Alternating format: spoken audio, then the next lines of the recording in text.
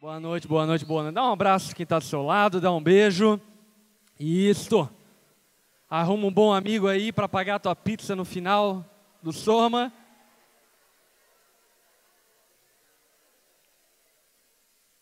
Que hoje a palavra vai mexer com o coração dele, você vai ver, ele vai sair daqui manso, sair daqui bom. Se eu fosse você, seria o melhor amigo dele, pelo menos essa noite. Vamos orar, baixa tua cabeça, fecha seus olhos.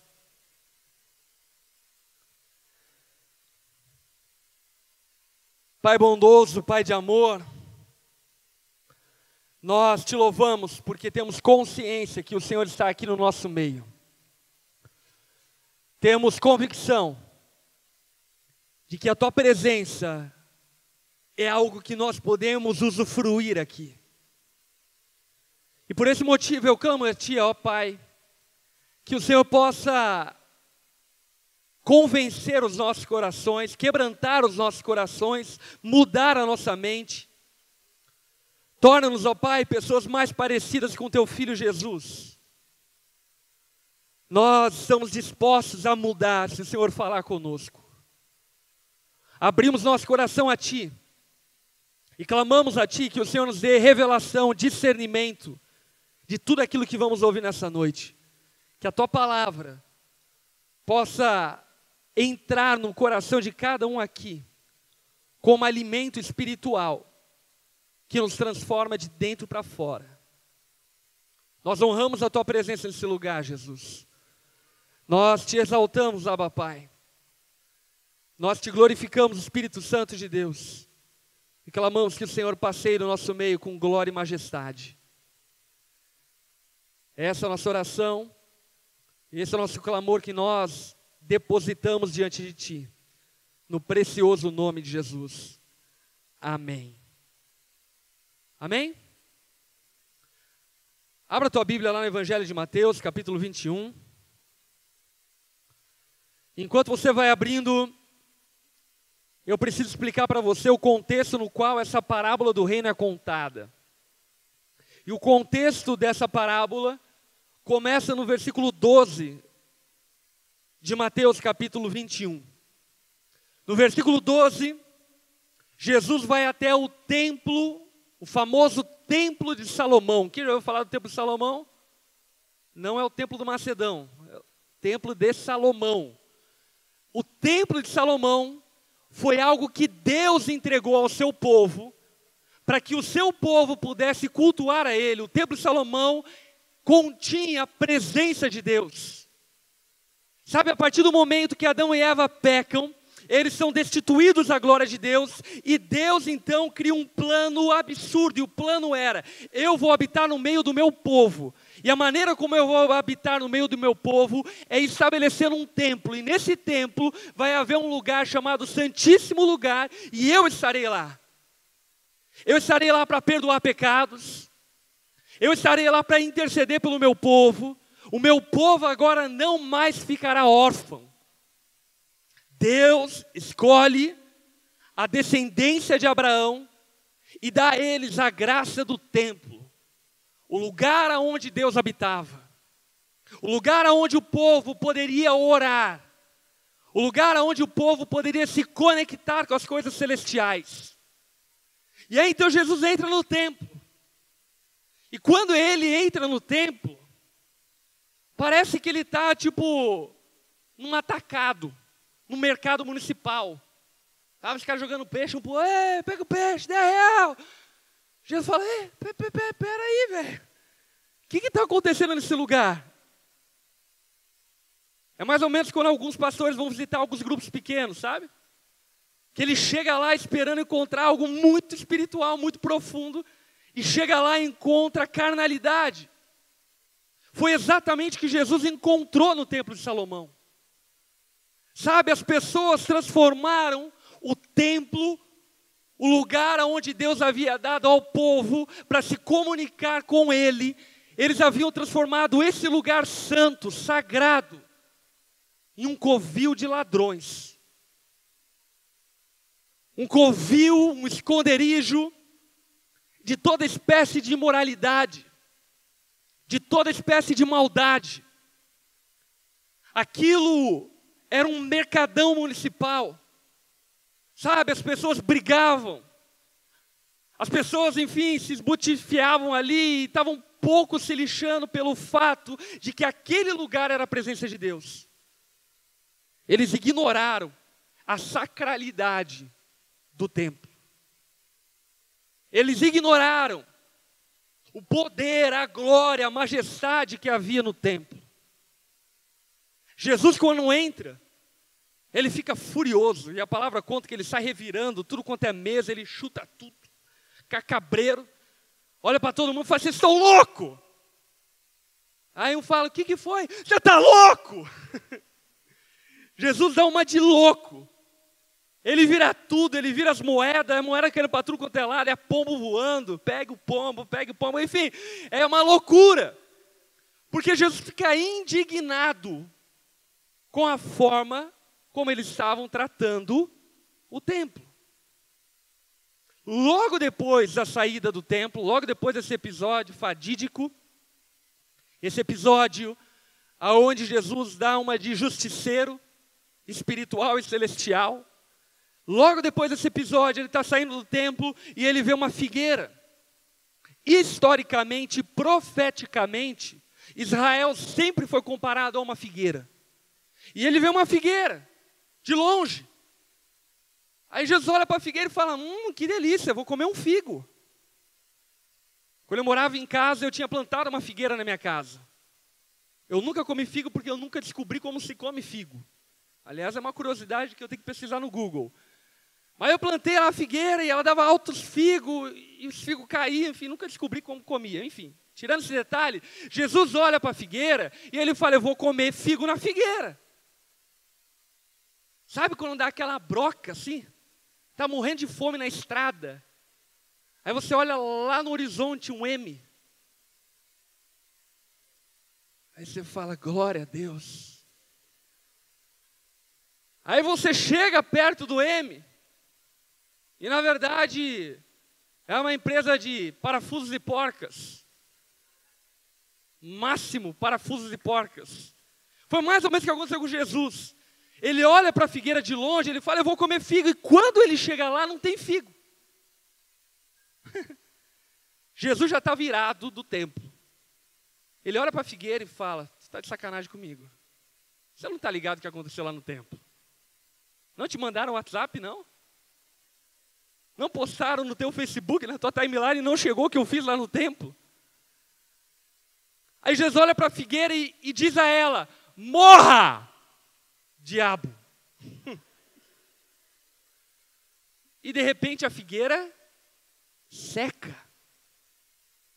Os discípulos olham para Jesus e falam, uou, turn off down. Eles ficam olhando para aquilo que Jesus fez e falam, caraca, o que aconteceu aqui, Jesus? Você mandou secar essa figueira e ela secou. Jesus olha para eles e diz, vocês não entendem o que eu estou fazendo. Vocês acham que meu problema é com figo, não é? Vocês acham que meu problema é com o fato de que eu não vou comer um bom figo hoje. Mas na verdade o meu problema é muito mais profundo do que o fato de essa figueira não ter figo. Essa figueira que não está produzindo figo, ela representa um problema muito maior do que uma goiabeira, do que não dá goiaba, do que um pé de limão que não dá limão, do que um pé de maçã que não dá maçã. O problema dessa figueira é muito mais profundo, ela é ilustração de algo muito mais indignador. De algo que me dá fúria, que me ira, que me indigna, que me revolta, ao ponto de olhar para essa figueira e falar para ela, morra. E ela morrer. Aí os discípulos certo ficaram com meio cara de tanso assim. Hã? Aí então Jesus foi contar uma parábola para explicar. Que é a parábola do versículo 33. Está aberto aí Mateus 21? Versículo 33. Ouçam outra parábola. Havia um proprietário. Quem que é esse proprietário? Deus. Havia um proprietário de terras. Deus não era proprietário de uma terra. Conforme o salmista diz lá no Salmo 24, ele é dono de toda a terra e de tudo que nela há. Ele é o alfa, ele é o ômega, ele criou todas as coisas. A terra e tudo que nela existe pertence a ele. Coisa que pertence a essa terra, você pertence à terra, você pertence a Deus. A tua roupa foi criada dessa terra, se ela foi criada dessa terra, ela pertence a Deus. Tudo que existe nessa terra, até a pintinha que nasceu no teu rosto, pertence a Deus. Tudo pertence a Deus, Ele é dono de todas as terras. Havia um proprietário de terras, que plantou na sua terra uma vinha. O que era a vinha? Repete comigo, o reino de Deus. A vinha nessa parábola ilustra o reino de Deus. O reino de Deus foi plantado em sua terra. Ele colocou cerca ao redor dela. Para que serve cerca? Para proteger. Para proteger dos chacais, para proteger daqueles que podem vir causar destruição. E ele, em volta da vinha, em volta do seu reino, coloca uma cerca limítrofe, que limitaria as pessoas de adentrarem a vinha que pertencia a ele. Ele estabelece limites, repete comigo, limites. Isso é muito importante. Ele cavou um tanque de prensar uvas. O que é um tanque de prensar uvas? O que uma vinha produz? Uva. Está quase lá. Uma vinha produz uva. Uma vez que a uva é retirada da vinha e é colocada no tanque de prensar uvas, e as pessoas pisam em cima das uvas, o que sai daquelas uvas? Suco. Suco de uva. E se você fermenta aquele suco, é produzido vinho. Viu? Estava lá. A questão é que aquele que era proprietário das terras, ele planta uma vinha, ele cerca essa vinha, e ele dá ferramentas de trabalho, para que os homens que fossem povoar essa vinha, transformassem a uva em um produto final, em algo consumível. E ele não só faz isso, o texto diz que ele também construiu uma torre, uma sentinela. Uma sentinela é um lugar elevado, onde existe um segurança que olha para as terras, para ver se tem algum inimigo invadindo. E protege aquela vinha. Ou seja, a vinha desse proprietário, a vinha de Deus, o reino de Deus, tinha cerca. Ok? Tinha limites. A vinha de Deus tinha tanque de prensar uvas. A vinha de Deus tinha sentinela. O texto continua dizendo: depois arrendou a vinha a alguns lavradores e foi fazer uma viagem. Aqui está um detalhe muito importante. Esses lavradores mereciam receber aquela vinha? Sim ou não? Não. Eles não tinham dinheiro, eles não tinham nada, eles não podiam pagar por aquela vinha. Eles não poderiam ser sócios daquela vinha. Eles não tinham nada, eles só tinham a mão de obra. O Senhor das terras plantou a vinha e estabeleceu um ambiente propício para que aquela vinha pudesse produzir frutos. Para que vinho pudesse jorrar daquela vinha. Ele coloca torre, ele coloca cerca, ele coloca tanque, ele prepara todo o ambiente, tudo está pronto. E aí então entrega tudo isso na mão de alguns lavradores. Quem são esses lavradores? Olha só que interessante, cara. Lá em Gênesis capítulo 12, Deus olha para um homem chamado Abrão. Já ouviu falar desse camarada? Abrão. Deus olha para Abrão e fala: irmão, gostei de tu. Aí Abrão olha para Deus e fala: mas por que tu gostou de mim? Eu gostei de você porque eu gostei. E quer saber? Eu quero te abençoar. Eu quero te dar tudo. Por onde você for, eu vou te abençoar. Eu vou te dar terra. Eu vou impedir que os inimigos venham em volta de você. Eu vou te guardar, eu vou te proteger, eu vou fazer tudo.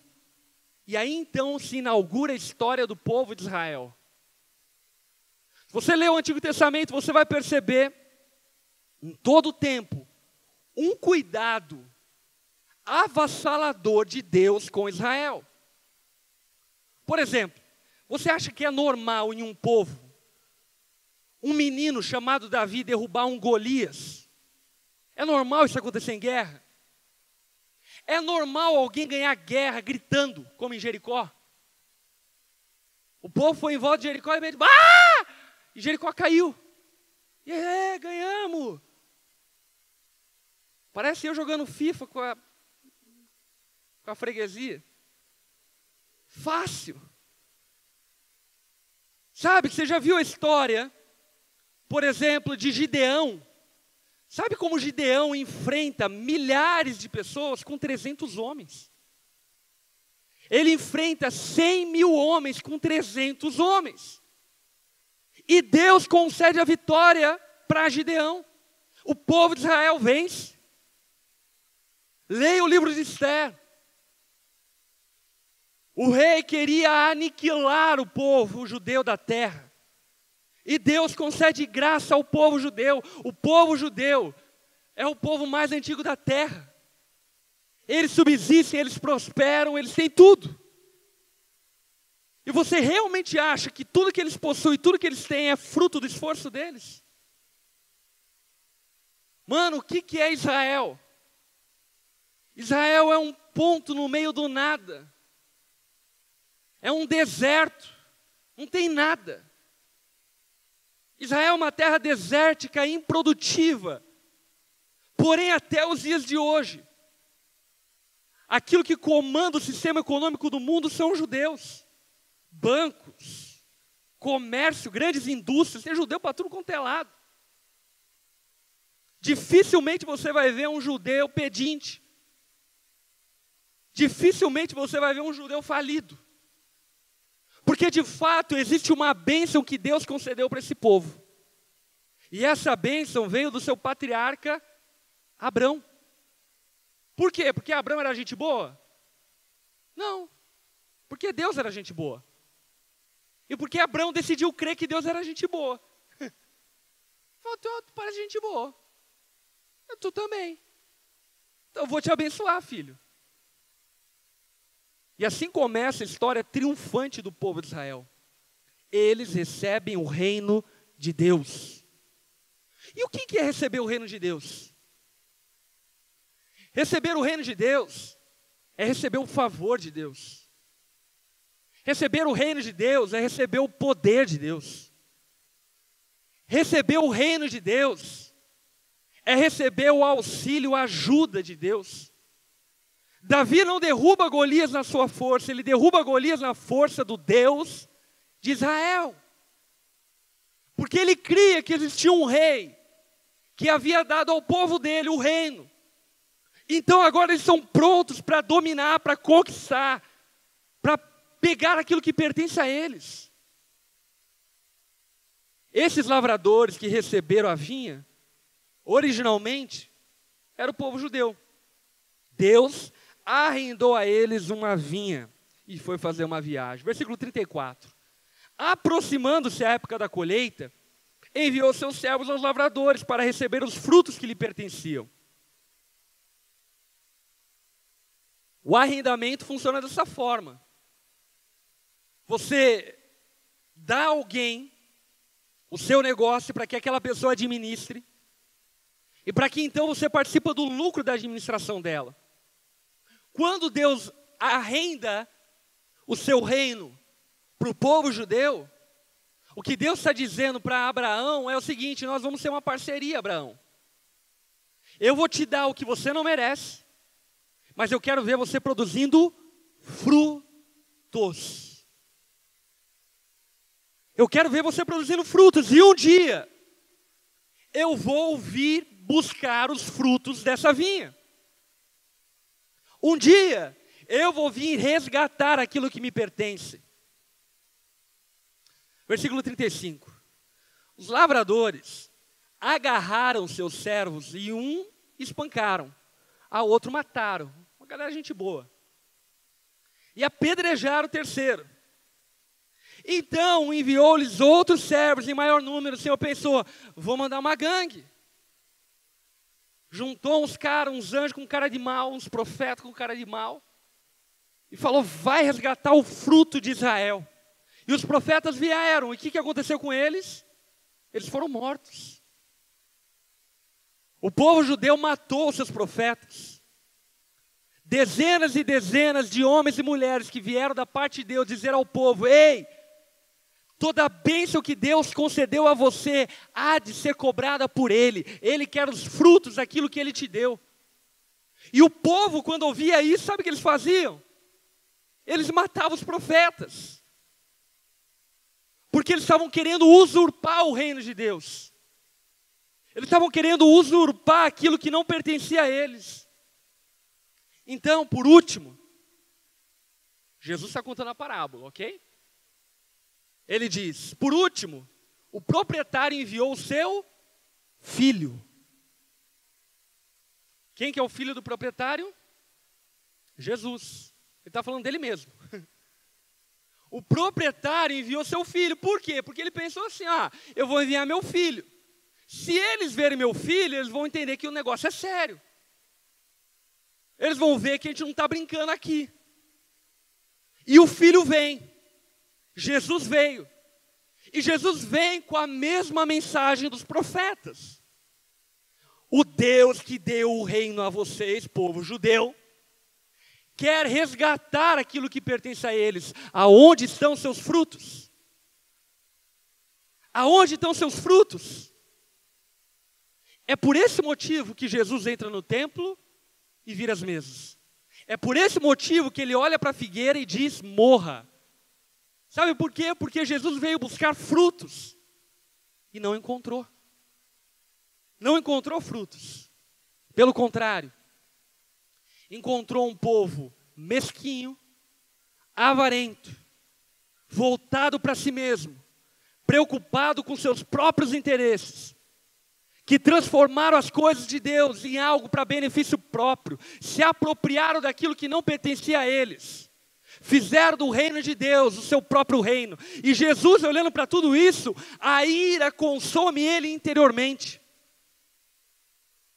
E nessa parábola, então, Jesus está falando acerca do ministério dele. Eu sou o filho do proprietário. Eu estou aqui para dizer a vocês, o proprietário vai requerer os frutos que pertencem a ele.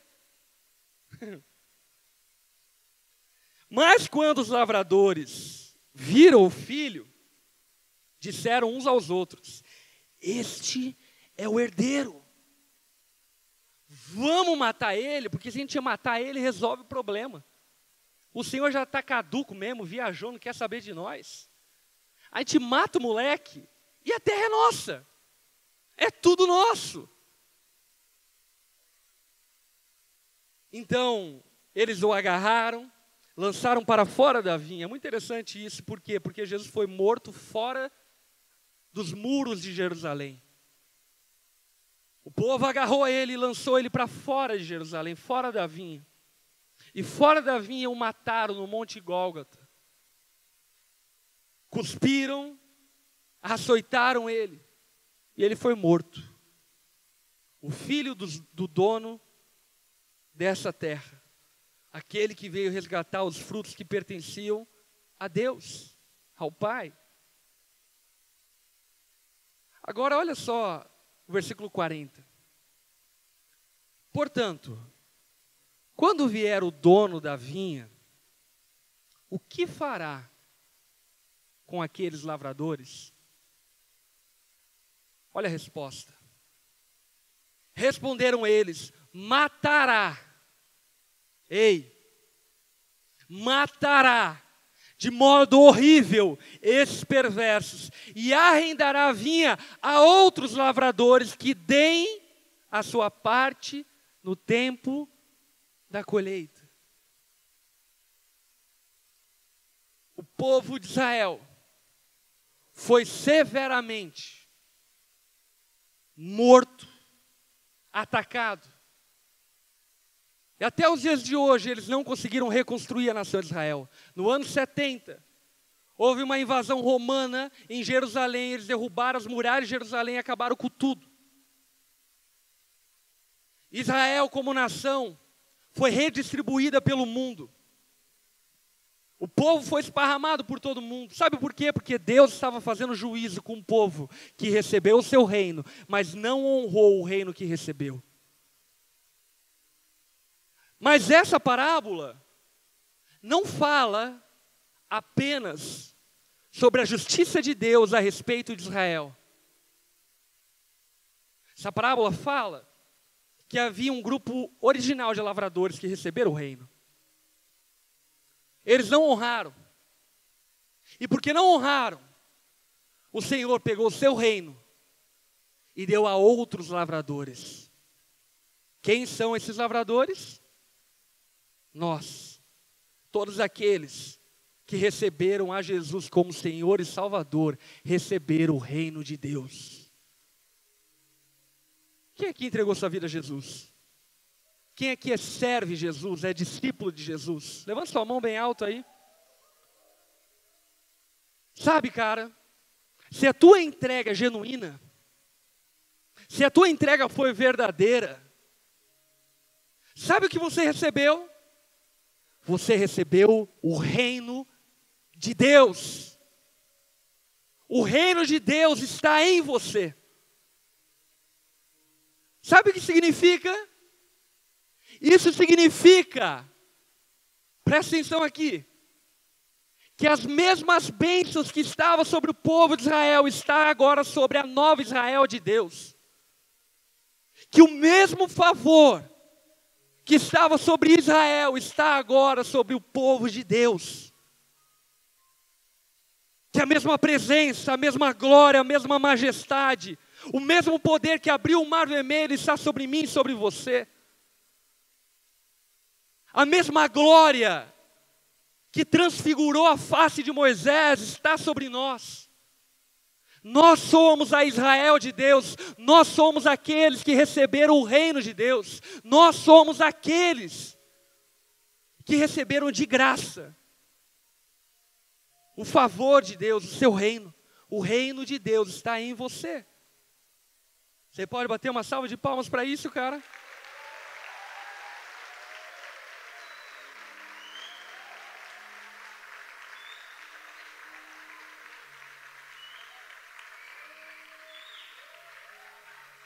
E isso nos faz compreender o que Jesus havia prometido para Abraão. Jesus, Deus, havia dito para Abraão: Abraão, a tua descendência será fértil como a areia no mar. Presta atenção, areia no mar, filhos terrenos. E a sua descendência será fértil como as estrelas do céu. Conte elas, se é que você pode contar, filhos celestiais. A promessa de Deus sobre Abraão contava com o fato de que haveria uma Israel original e que haveria uma nova Israel de Deus, os filhos da fé. Aqueles que creriam no Deus de Abraão e receberiam o seu reino como dádiva, presente e galardão. Nós somos aqueles que recebemos o reino de Deus. E isso é muito bom. Very good. É bom demais. Mas sabe, o tio do Peter Parker, ele era um homem sábio. E ele disse para o Peter Parker: grandes poderes, grandes responsabilidades. É uma alegria saber que o reino de Deus está em nós, não é? É louco saber que o mesmo Deus que derrubou Golias pode derrubar os Golias que estão na tua vida. É muito bom saber que o Deus que abriu o mar vermelho pode abrir o mar vermelho sobre a tua vida. É muito bom saber que o Deus que parou a tempestade pode parar a tempestade na tua vida. É muito bom saber que o Deus que prosperou Israel é um Deus que pode te fazer prosperar financeiramente, em saúde, em todas as áreas. Porém, Israel tinha a bênção de Deus, tinha o favor de Deus, mas eles falharam, porque foram infiéis. Eles receberam uma dádiva enorme de Deus, mas eles não deram frutos do reino. E eu e você que recebemos o reino de Deus, recebemos uma dádiva enorme dele, mas Deus, que tirou o reino de Israel, é o mesmo Deus que pode tirar o reino de você. Porque como ele foi severo com Israel, ele há de ser severo com a sua igreja. Porque não pense que Deus deu a você o reino dele, para que você tenha entretenimento celestial. Não pense que Deus deu a você dons espirituais, proteção, governo, cuidado, provisão. Não pense que Deus tem dado isso a você, para que você viva para você mesmo. Todas as bênçãos de Deus, que têm sido derramadas sobre a nova Israel dele, são bênçãos que ele tem derramado para que nós produzamos frutos do reino. Frutos para a glória de Deus. E essa é uma profunda reflexão que você precisa fazer. Quantos aqui receberam o reino de Deus? Você entende? Você tem consciência do que é receber o reino de Deus? Sabe por que eu faço essa pergunta? Porque por vezes eu vejo o povo de Israel vivendo como miseráveis, enquanto Deus havia dado o reino a eles. E por vezes eu vejo a igreja vivendo de maneira miserável, tendo o reino de Deus. Se você entregou sua vida a Jesus, o reino de Deus está em você. Todo o poder, toda a glória, toda a majestade, toda a presença de Deus está em você. Não há falta alguma em você, está tudo em você. O reino de Deus está em você. Você tem consciência disso, cara? Sabe, eu não lidero essa igreja na minha força. Eu lidero essa igreja na consciência que o reino de Deus está em mim. Eu não subo nesse palco para pregar na minha força. Eu subo aqui e prego porque eu creio que o reino de Deus está em mim. Eu não oro por enfermos e eles são curados à minha força. Eu oro na consciência de que o reino de Deus está em mim. Eu não prego o evangelho na minha força, eu prego o evangelho na força e na consciência de que o reino de Deus está em mim. E porque o reino de Deus está em mim, a palavra fala de maneira clara e efetiva que quem vive pela fé no reino de Deus verá coisas sobrenaturais acontecendo ao seu redor. E é exatamente isso que eu vejo através de mim. Eu vejo milhares de pessoas se convertendo a Cristo, eu vejo milhares se batizando. Eu vejo famílias sendo restauradas, várias pessoas sendo curadas. Eu vejo Deus cuidando da minha casa, cuidando dos meus filhos, cuidando da minha esposa. Eu vejo Deus cuidando de mim de formas inexplicáveis, que eu não consigo nem explicar para você como Ele cuida. Em detalhes inúmeros. Sabe, coisas insondáveis que acontecem com aquelas pessoas que têm consciência de que o reino de Deus está nelas. Essas pessoas avançam, essas pessoas multiplicam, essas pessoas pregam, essas pessoas prosperam. Prosperam porque entendem que a prosperidade, o próprio Deus está nelas. É como José no Egito. José não era próspero porque ele era um homem bom, ele era próspero porque Deus estava com ele. E onde ele estivesse as coisas iam dar certo, porque Deus era com ele. E o mesmo Deus que estava sobre José está sobre aqueles que entregaram a vida a ele. Está sobre você, cara. E talvez você pense, pastor, mas eu não sinto o reino de Deus. Isso me faz lembrar um episódio.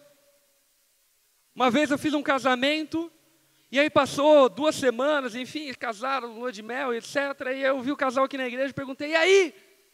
Como está teu casamento? Ele olhou para mim e falou, eu não sinto que eu estou casado ainda.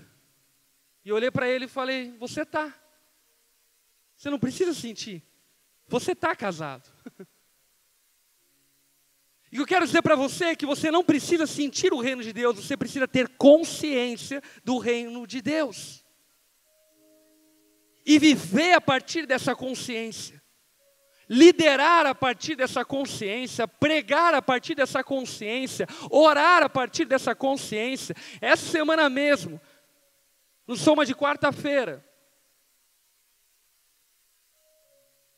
um dos músicos da onda chegou até mim e falou, pastor, preciso contar algo para você. Eu falei, cara, fala então. Ele falou, então, é o seguinte, eu e minha esposa queríamos muito ter um filho, e aí ela foi no ginecologista e descobriu que não poderia ter filhos, que ela teria que submeter a um tratamento, e depois de um longo período ela poderia engravidar. Mas eu não me conformei com isso, eu vim até aqui à igreja, e eu lembro que eu procurei a Lária, tua esposa, e falei para ela o que havia acontecido, e a Lária olhou para mim e falou, vamos orar, porque Deus pode mudar. Eu estou aqui para falar que minha esposa está grávida.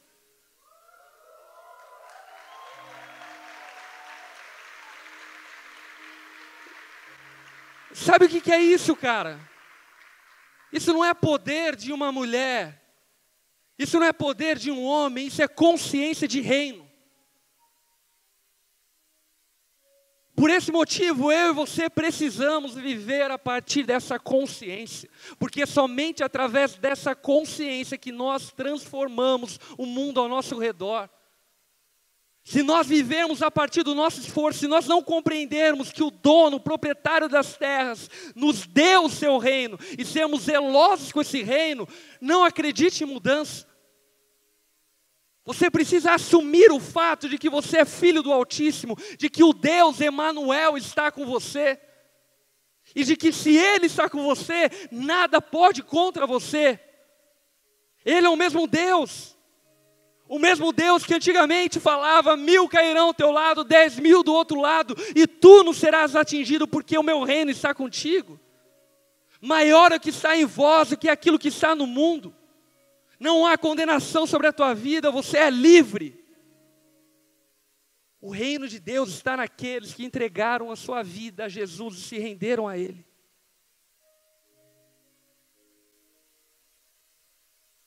E isso cabe 2 coisas que nós precisamos fazer nessa noite. A primeira coisa é, se você ainda não entregou sua vida a Jesus, não se rendeu ao Deus Altíssimo, o Criador dos céus e da terra, aquele que era, aquele que é e que há de vir. Não, eu não estou falando sobre mais uma deidade inventada da história. Eu estou falando sobre aquele que evidenciou e provou que Ele era poderoso o suficiente para dividir a história. Aquele que dividiu a história e antes e depois de Cristo. Eu estou falando sobre o Cristo. Sobre aqueles que os ateus tentaram de alguma forma sufocar e não conseguem.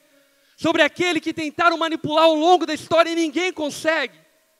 Sobre aquele que ainda continua falando. Continua vivo como sempre esteve, porque de fato Ele está vivo. Eu estou falando sobre o Deus Altíssimo. Você precisa se render a Ele. Porque se você pisa nessa terra, você pertence a Ele. Se você não entregou sua vida a Jesus, não recebeu o reino dele ainda na sua vida, nessa noite eu quero te convidar a fazer isso. Todos abaixem a cabeça, fechem seus olhos. Se o Espírito Santo está falando com você, te chamando para relacionamento e comunhão com Ele. Se o teu coração está batendo mais forte, você está tipo, eu quero isso. Ouse a dar um passo de fé em direção de Deus. E veja as mãos estendidas dele para que você ande sobre as águas. Se nessa noite você quer render-se a Jesus, entregar-se a Ele. Eu não estou falando sobre religião, eu estou falando sobre Deus. Se você quer entregar sua vida genuinamente a Jesus hoje, aí no seu lugar eu quero convidar você a repetir uma oração junto comigo. Diga essas palavras para Jesus, Ele está aqui no nosso meio, Ele te ouve. Diga assim a Ele: Senhor Jesus, nessa noite, eu me rendo a você. Eu me arrependo dos meus pecados. Eu me arrependo da minha rebeldia. E eu decido entregar a minha vida a você, Jesus. Recebe a minha vida. Eu preciso da tua salvação, do teu perdão. Eu preciso do teu reino. Vem habitar em mim, Jesus. Nessa noite, eu confesso o teu nome e rendo a minha vida, o recebendo como Senhor e Salvador dela. Eu faço essa oração no nome de Jesus. Amém. Todos de cabeça baixa. Se você fez essa oração, levante uma das suas mãos do seu lugar, eu quero te ver. Se você fez essa oração, levante sua mão. Amém. Todos esses que levantaram suas mãos, fiquem em pé. Nós vamos orar por vocês. Algo grandioso e poderoso da parte de Deus está começando a acontecer na vida de vocês hoje. Algo sobrenatural está sendo estabelecido no seu interior hoje. Eu quero convidar os apacentadores da onda para irem até essas pessoas, abraçarem eles e elas.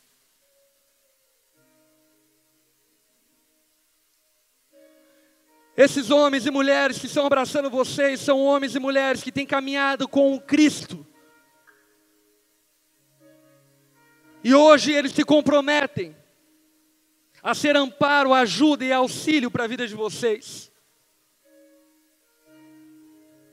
Você que está sentado, estenda a mão para essas pessoas, vamos orar junto por elas. Oh, Abba Pai. Oh, Espírito Santo, obrigado pela tua presença nesse lugar.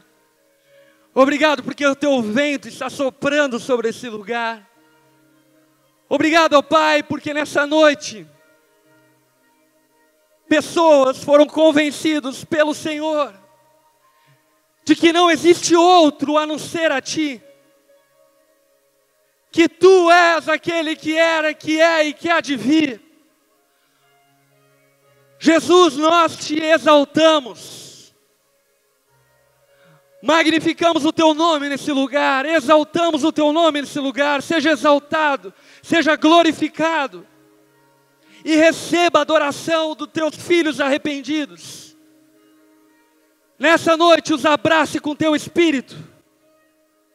Dê a eles a esperança, dê a eles o Teu reino. Faça uma chama ser acesa no interior deles, que nunca se apague.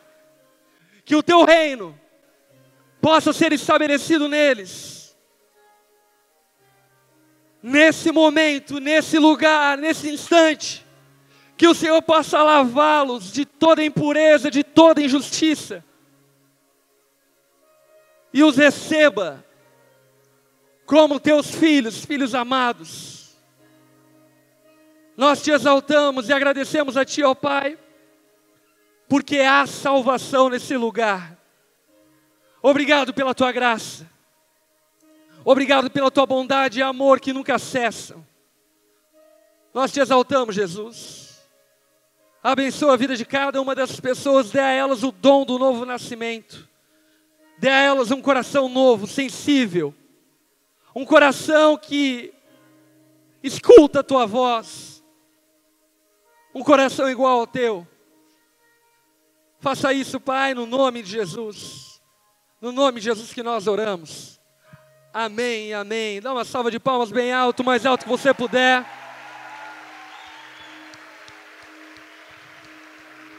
Mais alto, mais alto.